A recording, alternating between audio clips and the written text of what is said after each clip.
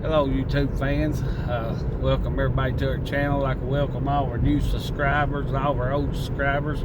We're going to take a little drive along here in the mountains of southeastern Kentucky and let y'all look around. I've had a lot of requests to do this video. This will be part 2 of it, Appalachian part 1. And to tell you the truth, I don't even remember. It's been over a year ago since I made that video, and I don't remember what all I talked about. So just bear with me. I know we talked about growing tobacco. Watch me say it, tobacco. Backer. That's what we said. Tobacco. I said tobacco. Tobacco. And right now, if you're wondering where we at, and you want to look on the map, we're in Wayne County, Kentucky, on 167 South Monticello, going towards the Tennessee line. That's where we're at, and it's just mainly just country. A lot of bear, deer, stuff back in here, but we're gonna get off that and talk about growing up some Appalachian here. Look at the pretty mountains. We got some snow coming in. We thought we'd get here and shoot this. Everybody's asked for it. I got a better way of doing it now. It is cloudy today. I don't know how good this video will show up, but hopefully good. But anyway, here's a load of logs. We'll pass that load of logs. I don't know who that is. They've hauled timber out here for 50 years and they still hauling it out these mountains. A single axle truck. Anyway, yeah, I was raised up on a backer farm. Tobacco and logging. See, I go say tobacco again. Oh Lordy. Anyway, we was raised up on tobacco and logging. That's all my dad ever done. He was a literator. He never could read and write. He got shot in a hunting accident at a very young age. So, well, I was gonna get that holler on the camera for old house. I'm gonna see it. And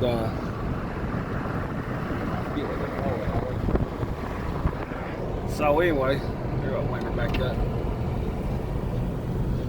He kind of had a hard life with 5 kids, so he kind of went into farming and tobacco farming, so that put us in tobacco fields all the time. That's about all we seen with these kids. If we wasn't in working in tobacco, we was with my grandpa or something in the log woods. And none of us kids actually took the farming road. No, 3 of the boys, I took the logging road. I mean, ever since I was a kid, I knew I wanted to cut timber. And so that's what I've done. About 21 years of it. Now we're kind of semi-retired. Semi-retired. But it wasn't. They just put some blacktop on this road. It was hard, I guess, to today's terms. Not really. Not the days we live in now. I mean, but it was hard, but it was fun. I mean, I lay in bed a lot of times and think about it. You know, we'd lay in nighttime, and squirrel season was one of the biggest things that could come. And when it come middle of October or middle of August, the 1st September, man, it wasn't nothing like going out in the woods and squirrel hunting. I mean, that was it. And deer season come along, and of course, it's a long time before you got any deer. Cut that timber over there, cutting pine. I don't know if he'd be in market for pine around here, but anyway.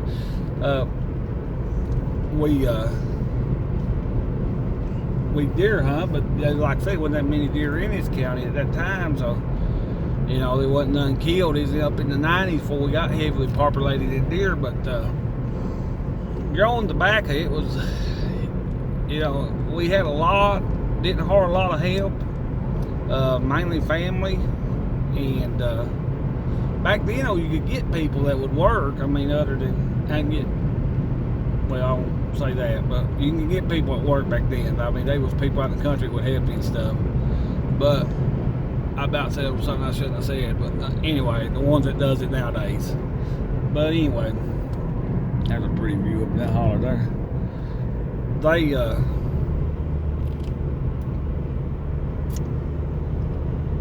But just like when it come winter time, well, we usually started stripping around Halloween.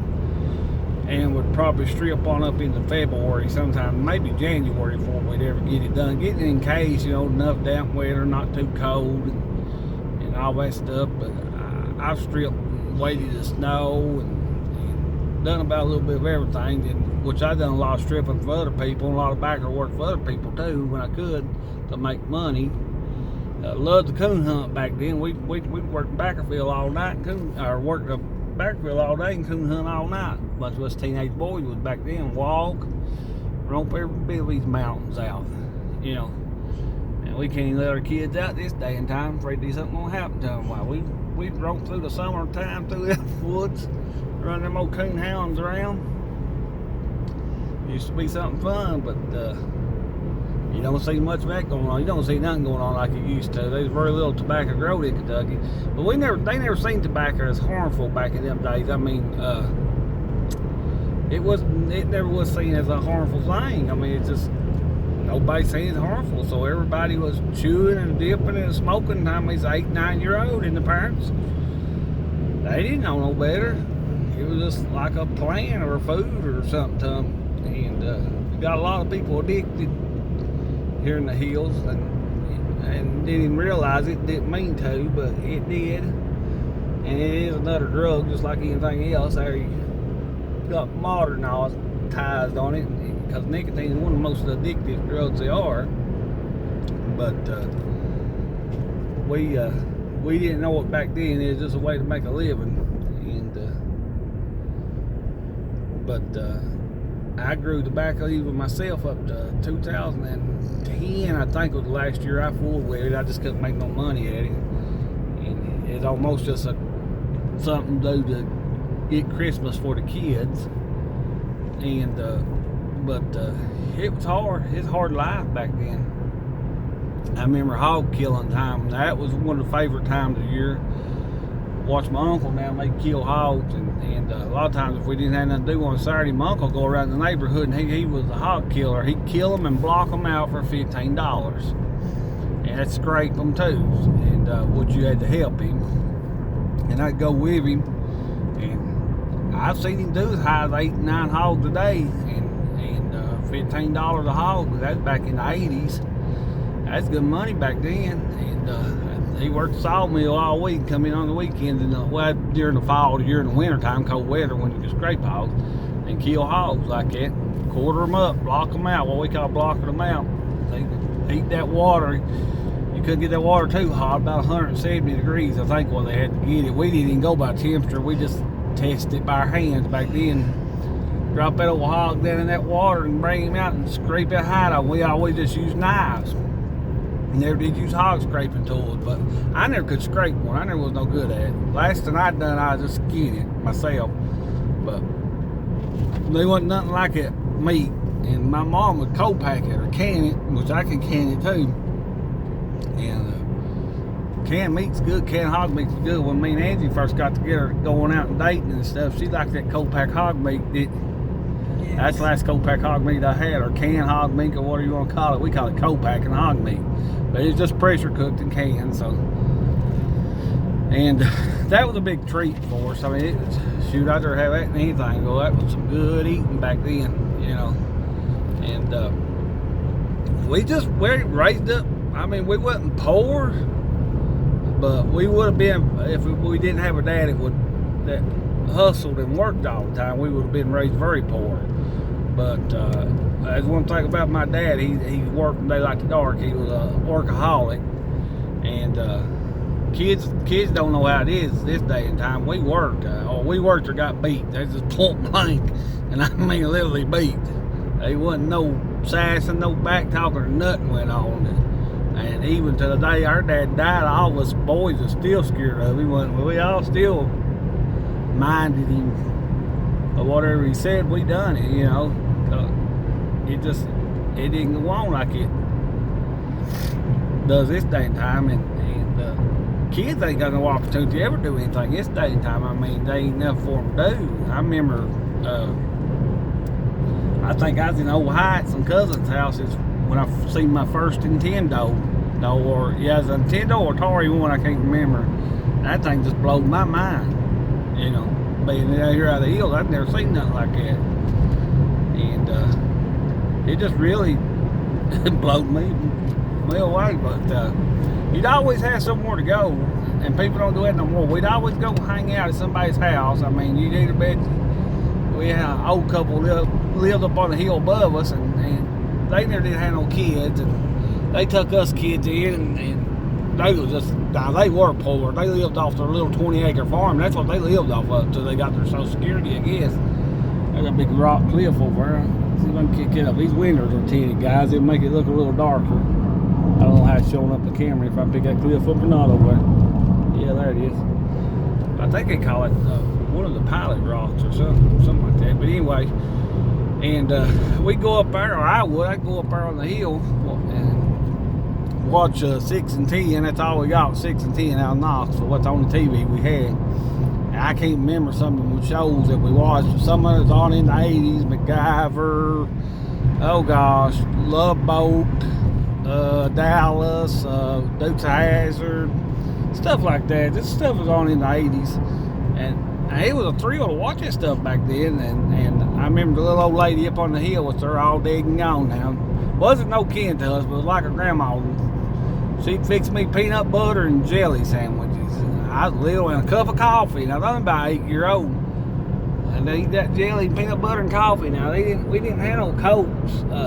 I mean, look at that here. It's a pretty country right through here. This camera probably ain't doing no justice. I need to bring it through here in the fall. We do a lot of snake hunting out in here in the summertime. And we're still in Wayne County. We're not in Tennessee yet. I'll probably talk to the border and call it a video. But yeah, she can make us peanut butter and jelly, and well, I'd eat that stuff. But I was just a little skinny rail. I'd roam through the woods at daytime, because like I say, we wasn't working, I was in the woods. Ginseng, Lord, I'd rather dig ginseng and eat back when I was a kid.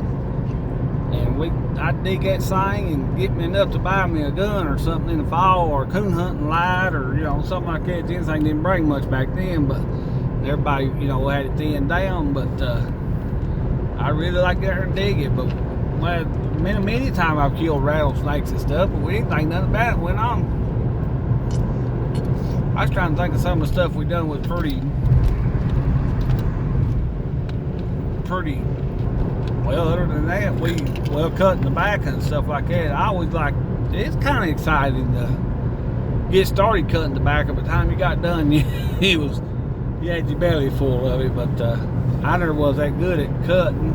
Now, my dad was good at every part of tobacco work. He was extremely good. I mean, actually couldn't be beat, really. He was the fastest cutter. They would cover miles to watch him cut. And he used to contract cut for people. And I never was that good at cutting. Pretty good at hanging and stripping and topping and stuff like that. But I remember as a little kid, I'd drag them backer sticks I would for him, and I couldn't keep up with him. He'd cut faster than I could scatter the sticks. I wasn't all that old. That's that road you talking about there, I think. No, that's Lizzie Sharp Road. And I couldn't keep up with him. He could cut more backer than the sticks I could lay down, but but we'd be so tired a lot of times, couldn't hold our head up. But he'd say get it done, we kept it going. But then it was a pleasure to get to go in the woods with my grandpa. Now they still worked their mules in the logwoods. He had a pair of mules and a pair of horses. They worked in the woods, and they didn't drive their mules and horses. They just turned them loose and let them go to the yard. They rarely ever drove them like you see them doing on TV and Amish and stuff. We didn't drive them. We broke them to run to the yard. They stop at the yard with a log. If not, we made them pull it back. And that's the way they usually done back then. There wasn't none of that boar cutting and stuff going on. I know I boar cut about all my life. I didn't start out, when I started out cutting timber, I didn't boar cut. But later on years I did, because they just mainly stump jump back then. That's all they knowed how. And I can imagine every time I got a chance, I'd be out with my grandpa. He was up in years. That was my grandpa on my mom's side. They're getting dirty over there now. I don't know where they're taking it to. that whole road mountain sled in back there. It was on the local news, or was it on the? It's on like 27 news or something, wasn't it, where they come down here and take it. But I'd get with my grandpa when we went into backer. Well, we had cattle too, so we had a little hay work to do. Later on in life, we was bigger into cattle than we was hay, but after that, I was grown, married and stuff. But anyway, and I'd get with my grandpa, and then we'd go out and work in the logwood. Now that was exciting, and I don't know, it's and about everybody on my family, on my mom's side, about all of them logged, and it wasn't nobody really on my dad's side. He didn't have many family. About all of his family was killed out by the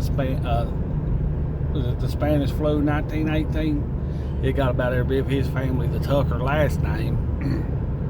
And my mom was a Rose, and her dad come over here, her grandpa come over here from West Virginia in a wagon train back in the early 1800s, and then had my grandpa in 1920 something, and they was full Irish, I guess, Scots-Irish, red-headed, so I guess he's Irish.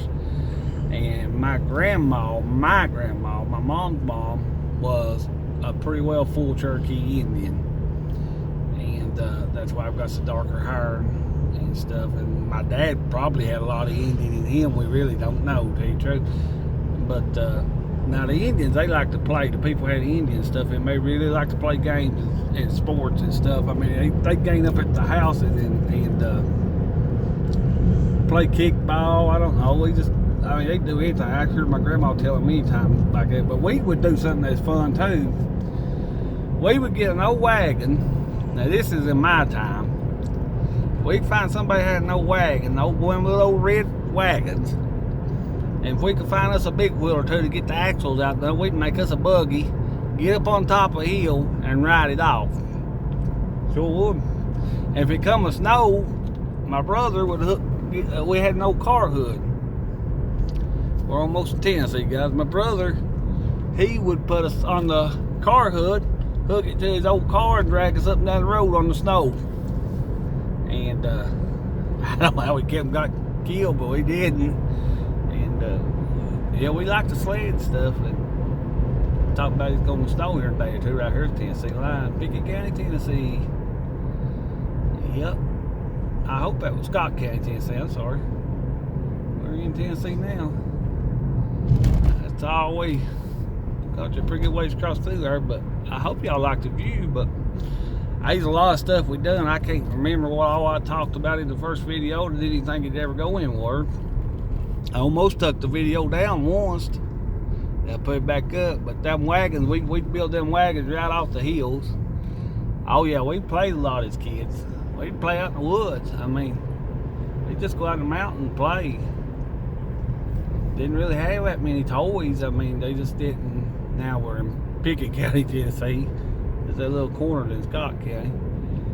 But entering Pickett State Park. But anyway, we didn't have that many toys or nothing to play with. We really didn't want no toys. I know the first thing I wanted was a bicycle and a BB gun. That's all I ever remember really getting. I mean, of course, we got stuff for Christmas and stuff, but you know, I was just to the presents I remember as a small boy. I probably had my BB gun sick because I had a 20 gauge shotgun time I was 9. My oldest brother got it. It was his, and I took it away from him and claimed it. And he was it's Dwight, the one that started the video with the stroke. He's quite a bit older than me, so I just claimed it. A little Harrison Richardson topper model 88 20 gauge and little modified barrel. Boy, I had the world by the tail end. And I was halfway afraid of it. It kicked a little bit. I got her and squirrel on with it. It didn't take me long.